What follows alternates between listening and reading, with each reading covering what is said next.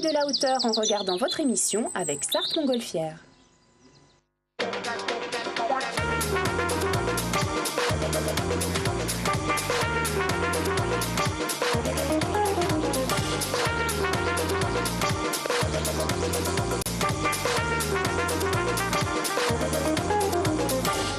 Bonjour et bienvenue pour un nouvel Intensément Sarthe. Qu'est-ce qu'on vous a réservé pour celui-là? On est à une semaine, un peu plus d'une semaine de la 25e heure du livre. Du coup, on a reçu énormément de bouquins. Mais quand je dis énormément, c'est énormément. Et c'est très étonnant parce qu'en fait, on écrit beaucoup en Sarthe, semble-t-il. La Sarthe doit être une terre d'inspiration. On ne recevra pas tous les auteurs avant la 25e heure, c'est impossible. En revanche, on en recevra quelques-uns, dont 3 aujourd'hui. Chantal Rabouan, qui en est à son 3e roman, Je n'ai jamais demandé à vivre. Ah, ça paraît peut-être un peu inquiétant comme titre comme ça, mais vous verrez que c'est intéressant. Paul Marchal, c'est pas notre invité, puisque Paul Marchal, c'est le héros en quelque sorte du livre de Didier Béoutis.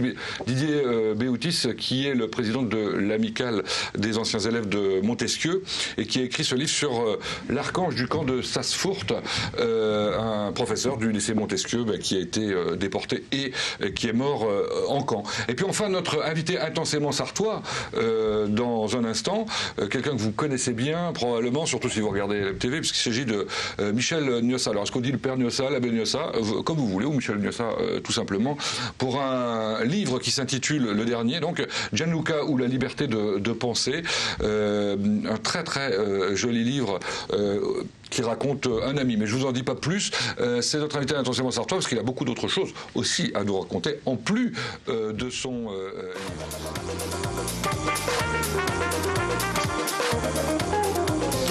Bon, je le disais en intro tout à l'heure, c'est un peu la 25e heure dans quelques jours, hein, dans une semaine pour ceux qui nous regardent sur les premières diffusions, un peu moins pour les autres. À cette occasion, il y a une parution importante de la part d'auteurs locaux, mais pas seulement, mais rien que pour les auteurs locaux. C'est assez impressionnant de voir comment la Sarthe les inspire probablement.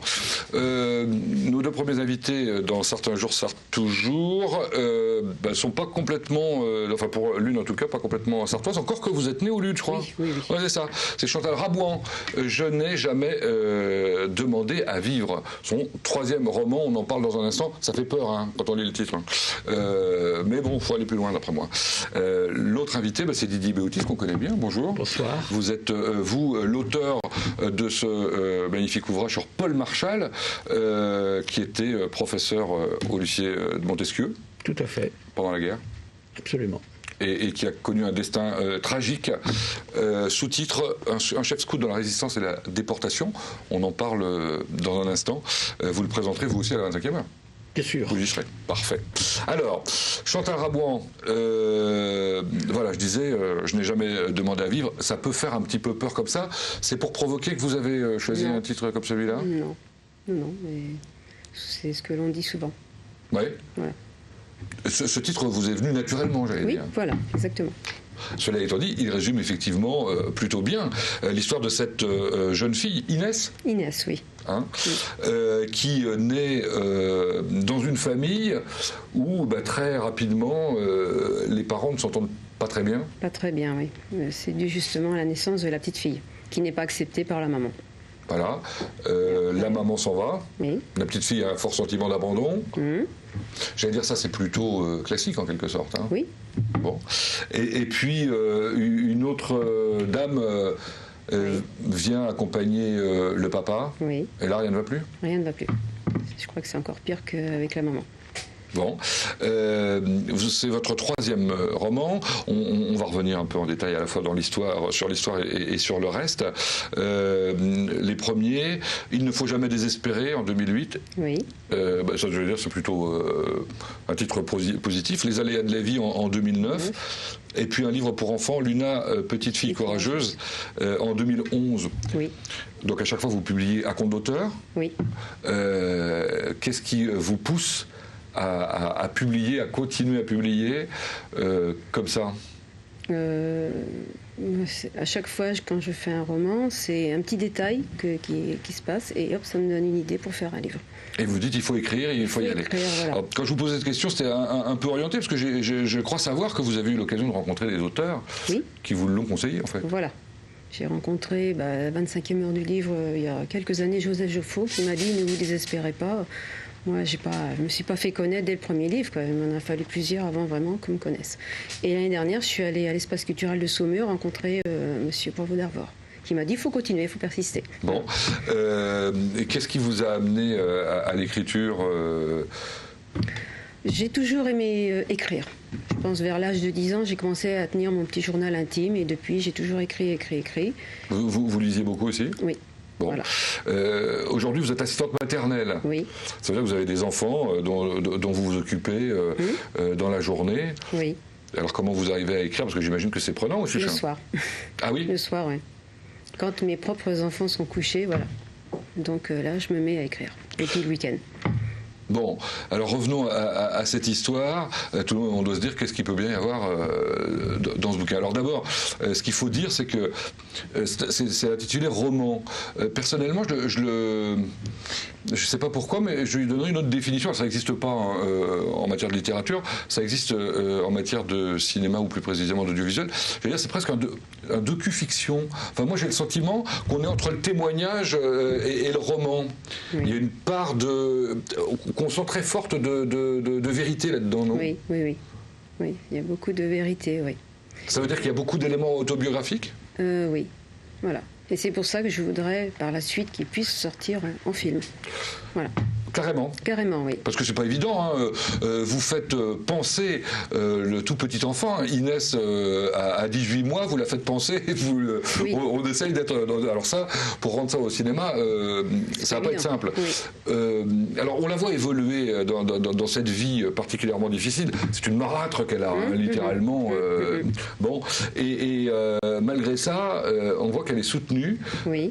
Notamment par des tatas. Oui. Dont l'assistante maternelle dans un premier temps, et après par sa tata, donc la sœur de son papa.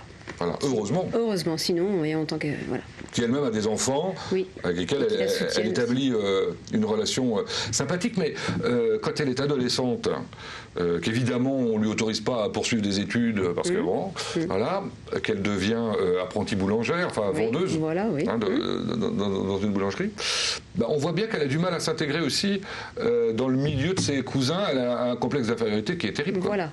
Elle voit que ses cousins sont très épanouis dans la vie, et ce qui n'est pas son cas, elle, donc elle se met un petit peu en retrait. Mais il y a des moments où on a envie de lui donner un coup de pied au derrière quand même. Peut-être, oui. Non? Oui, mais c'est pas facile. En tout cas, c'est vrai que c'est écrit d'une manière telle que on a l'impression d'être voilà, dans le vrai monde, dans la vraie vie, avec des situations qui sont d'une grande justesse. Alors dans l'écriture, il y a quelque chose qui m'a beaucoup étonné, c'est une expression que vous utilisez. Oui. Je vais demander, alors il n'est pas professeur, hein, M. Béoutis, mais il a une certaine culture évidemment. Me pensais-je? Oui. Ça c'est... Voilà, c'est volontaire ou c'est quelque chose. Vous écrivez souvent, quand Inès pense, me pensais-je. C'est marrant comme expression. Oui, c'est. C'est chez vous, c'est une expression. Oui, voilà. Bon, très bien. Voilà, moi je trouve ça intéressant. Bon, je vous invite tous effectivement à découvrir cette. Je ne vais pas dire une belle histoire, parce que c'est quand même une histoire un peu compliquée, encore que, on ne va pas donner la fin, mais ça se termine pas trop mal. Voilà, c'est tout ce qu'on va dire. Hein bon, vous êtes en train d'en préparer un nouveau? Oui, un peu dans le même genre que celui-ci. Ça veut dire quoi dans le même genre? Sur la maltraitance. Ouais. Oui. Et par la suite, peut-être un livre sur l'infidélité. Eh ben, dites donc, vous ne prenez pas des sujets faciles. Non. Bon, vous échangez beaucoup avec ceux qui lisent vos livres, vous arrivez à... Oui, j'aime bien justement qu'ils me disent ce qu'ils en pensent. Ça me permet, moi, d'avancer avec les critiques et tout. Et globalement, ils disent quoi? C'est très touchant. Mais il demande une suite. Bon, en tout cas, ça se lit très bien, effectivement, et on a envie de connaître au fur et à mesure, effectivement, l'histoire de cette jeune fille. Bon, voilà, on vous en dira pas plus, encore une fois, à découvrir.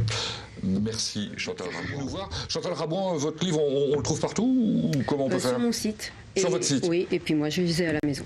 Et votre site, c'est www.romancière-chantal.fr. Romancière au singulier? Oui.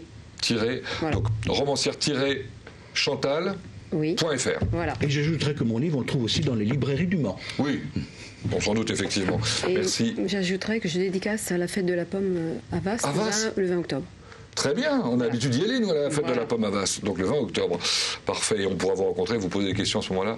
Aussi, merci à l'un et à l'autre. Dans un instant, la Beriosa.